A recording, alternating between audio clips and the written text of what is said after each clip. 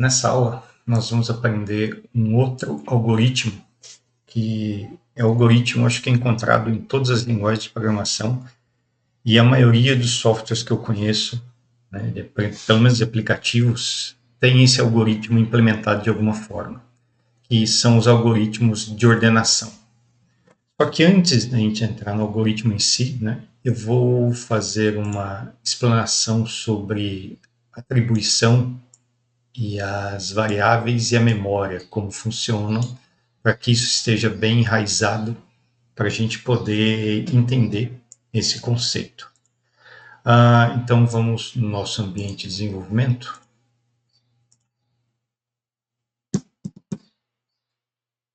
E aqui eu vou entrar no Ruby.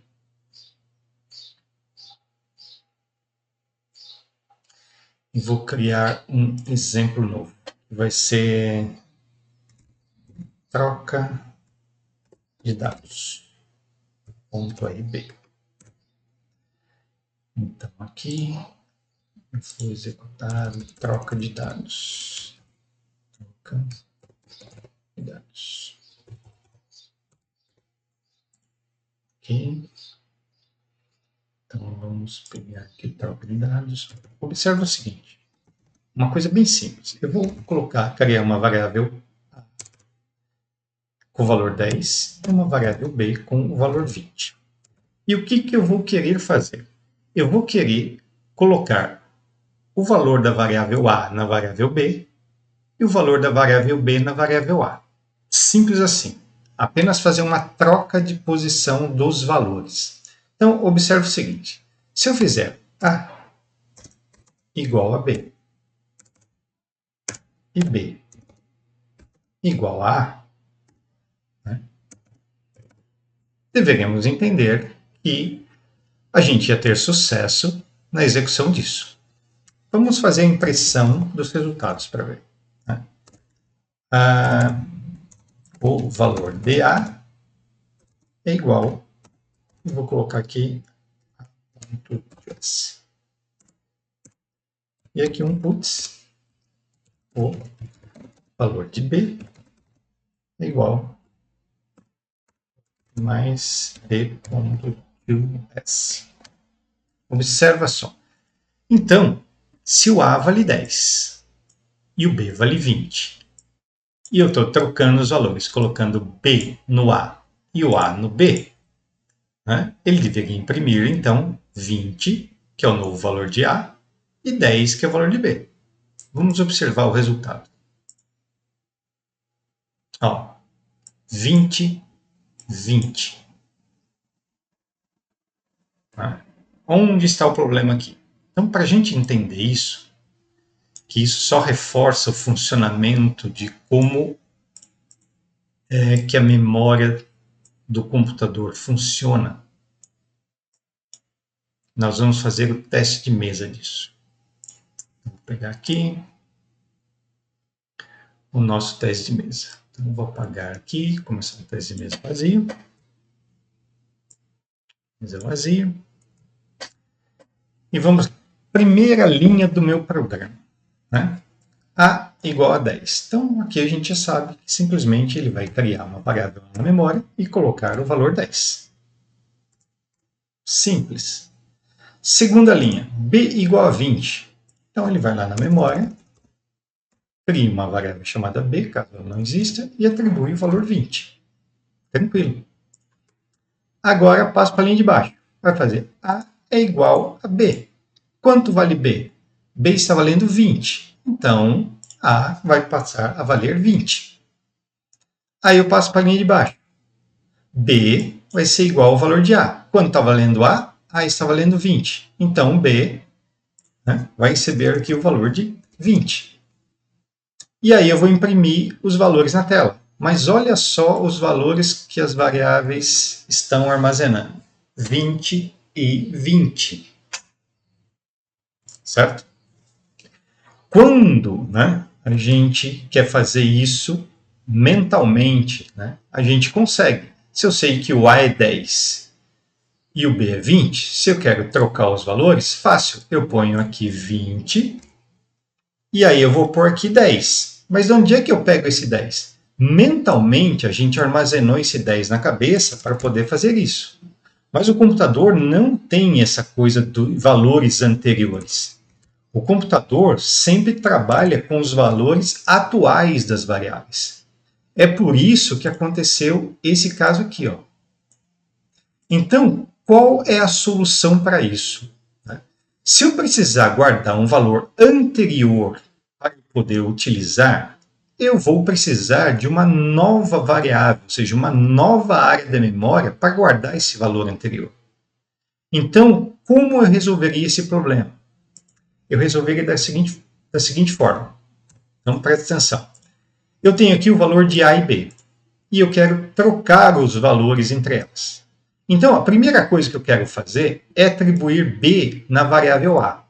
Só que quando eu faço isso, o valor de A vai desaparecer, porque eu vou atribuir a ele o valor de B. Então, o que eu preciso fazer antes de colocar o valor de B? Eu preciso guardar numa variável temporária, vou criar uma variável temp aqui, o valor de A. Quando eu atribuir o valor de B em A, que o valor de A anterior vai sumir, não vai ter problema. Por quê? Porque eu guardei antes aqui o valor de A nessa variável temporária. Então, ele vai estar guardado aqui. E a hora de eu atribuir, então, o valor em B, eu não pego o valor de A, eu pego o valor da variável temporária. Aí sim eu consegui fazer a troca. Vamos olhar o resultado aqui na tela. Ó, A vale 20, que era o valor de B, e o B vale 10, que era o valor de A. Então agora eu consegui fazer a troca. Vamos observar aqui no teste de mesa como isso procedeu.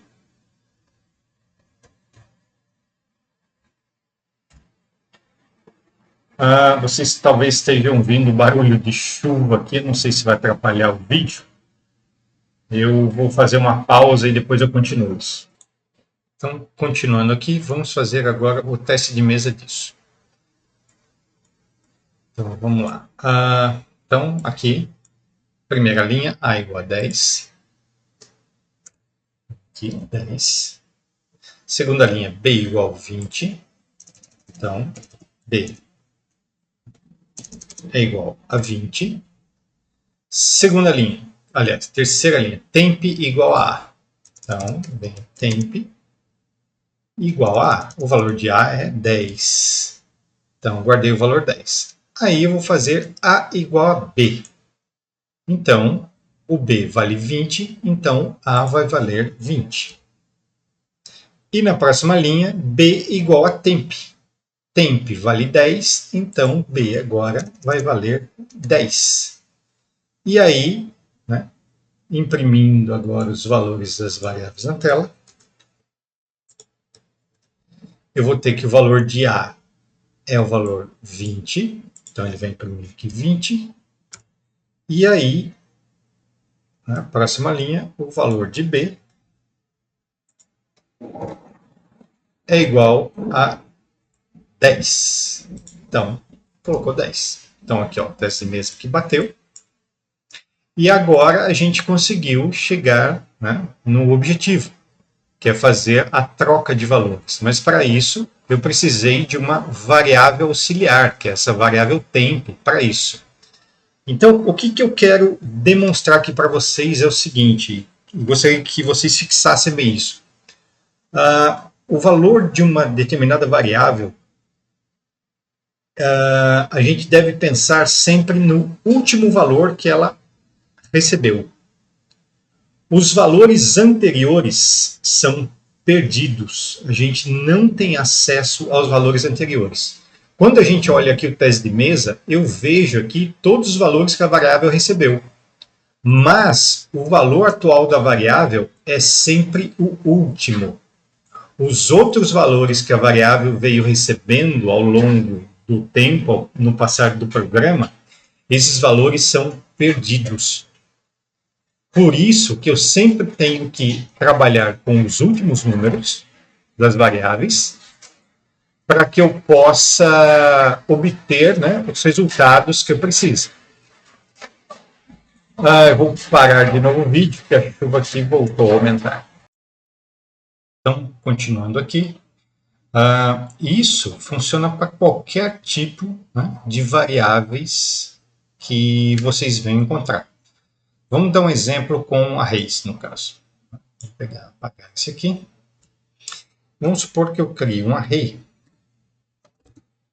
com 3 elementos. Né? Vou colocar aqui número 0, número 1 e número 2. E o que eu vou querer agora? Eu vou querer trocar de posição. Vou querer colocar o 2 na posição 0 e o 0 na posição 2. Então, se eu fizer o seguinte, o array, o elemento 0, eu quero colocar o conteúdo que está no elemento 2. Então, lembrando que o array sempre começa com posição 0, posição 1 e posição 2. Vamos trocar os números aqui para não causar confusão. Vou colocar 11, 12 e 13. Então, o 11 está na posição 0, o 12 está na posição 1 e o 13 está na posição 2. Eu vou querer trocar de posição o 11 com o 13. Então, eu vou trocar de posição o número que está na posição 0 com a posição 2. Então, vou pegar quem está na posição 2 e colocar na posição 0. E colocar na posição 2 quem está na posição 0. Vou fazer a impressão aqui. Puts. Então, aqui, ó, posição 0 é igual a array de 0.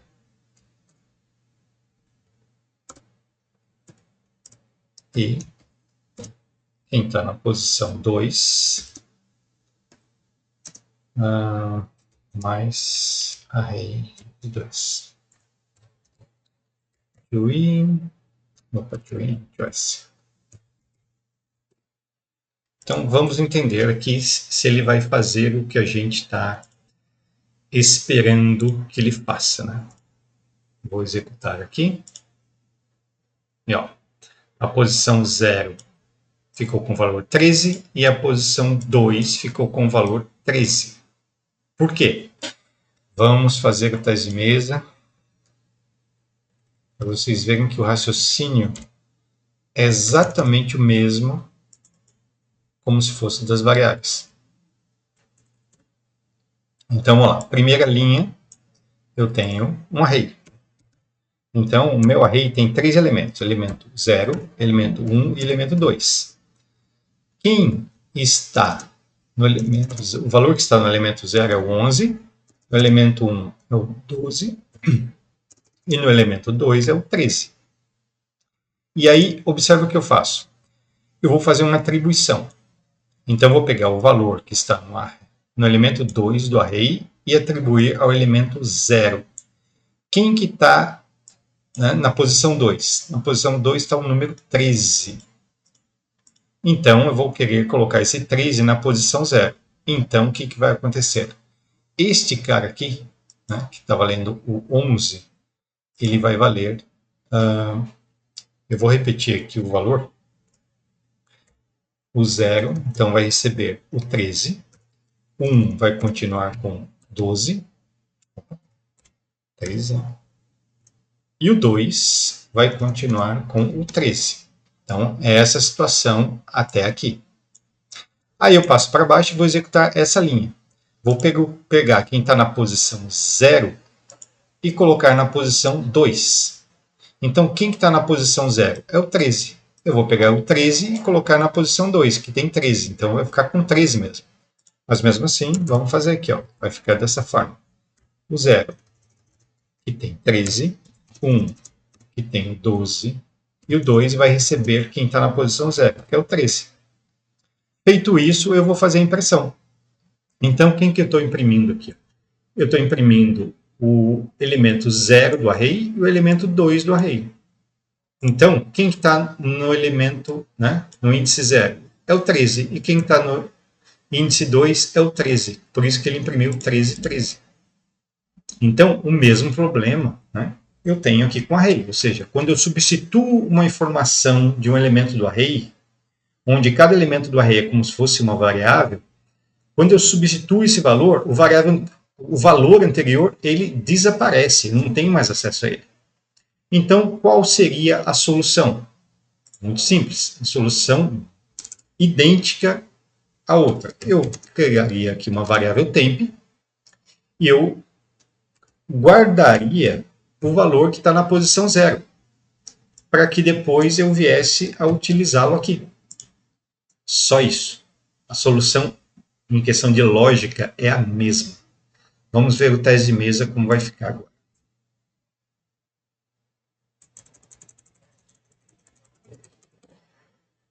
Então, vamos lá. Primeira linha, eu tenho um array com 3 elementos. Então, o meu array, né, o elemento 0 vale 11, o elemento 1 vale 12 e o elemento 2 vale 13.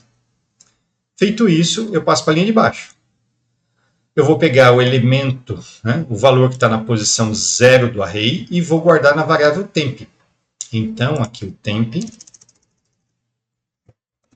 vai receber quem está no elemento 0, que é o número 11. Então, eu guardei o número 11 numa outra variável. Aí eu passo para a linha de baixo. Eu vou pegar quem está no elemento 2, né, na posição 2, e colocar na posição 0. Então, o meu novo array, né, ele vai ficar assim. Quem está na posição 0 vai receber quem está na posição 2, que é o 13.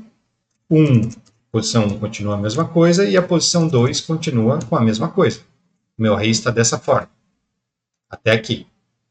Agora eu vou fazer essa parte aqui. O que eu estou fazendo? Pegar o valor da variável temp, né, que guardou o valor que estava na posição 0, e eu vou atribuir agora ao meu array na posição 2. Então, o meu array vai ficar assim. A posição 0 vai continuar com 13, a posição 1 vai continuar com 12, e a posição 2 vai receber o valor da variável temp aqui, ó, que está valendo 11. Então, aqui recebe 11. Feito isso, na minha tela, deve aparecer assim, ó, 0 é igual a 13 e 2 é igual a 11. Vamos executar aqui para ver o resultado. Ó, 0 igual a 13 e 2 igual a 11. Então, o que a gente tem que pegar desse conceito? Que toda vez que eu faço a atribuição de um valor a uma variável, o valor anterior dela desaparece, ou seja, eu não tenho mais acesso. Eu posso até vê-lo no teste de mesa, né? Que o teste de mesa vai mostrando os valores que ela foi obtendo na linha do tempo. Mas o computador, ele não guarda os valores da linha do tempo. Se você precisar de valores anteriores, você tem que ir armazenando isso em outras variáveis, em outros locais, de alguma forma. Ok? Então, depois desse conceito, a gente vai ver agora um pouquinho sobre rotinas de ordenação, que é o assunto dessa aula. Então, vou colocar aqui algoritmo de ordenação. Então, algoritmos de ordenação, nós temos alguns tipos. Vamos ver aqui se aqui mostra. Aqui mostra alguns. Ok, vamos ver se tem na Wikipedia. Vamos ver o que ela diz aqui. Aqui tem bastante. Ó. Então, a gente observa que tem alguns que ele chama de métodos simples, né, que tem esses nomes, o insertion, sort, selection, sort, bubble sort, combo sort, bogo sort e assim por diante. E os sofisticados, ok? Eu não conheço tudo isso. Eu conheço o insertion, selection, o bubble e o quicksort. Esses outros aqui eu não tenho a menor ideia. O quicksort eu sei que é um dos mais utilizados pela rapidez com que ele ordena grandes volumes de dados, né? E o bubble sort é considerado um dos piores tipos de ordenação para grandes volumes de dados. Mas o bubble sort é a forma mais natural com que o ser humano ordena algumas coisas, como você vai ordenar páginas de um livro, né? Colocar em ordem alfabética, cartões de visita, colocar em ordem numa estante, numa prateleira, os títulos de um livro, né? pelo nome ou pelo nome do autor. Então, é esse método que a gente vai utilizar e a gente vai implementar nas próximas aulas, que é o Bubble Sort. Aqui nessa página aqui, ele mostra mais ou menos o funcionamento, né, do algoritmo de ordenação aqui do Bubble Sort. Mostra como funciona, mostra aqui do Selection, Sort, também como funciona, do Insertion e do Quick Sort. Deixa eu ver se ele mostra mais algum. Não, ele não mostra. Aqui ele mostra aqui uma análise de tempo que cada algoritmo levou para resolver uma determinada ordenação. Então, isso aqui é um estudo, e aí vocês podem ver que o Quicksort ele acaba tendo um tempo realmente muito menor comparado com os outros em algumas outras situações. Mas a ideia aqui, como falei, não é entender todos eles, se a gente vai implementar o Bubble Sort a partir da próxima aula. Até mais.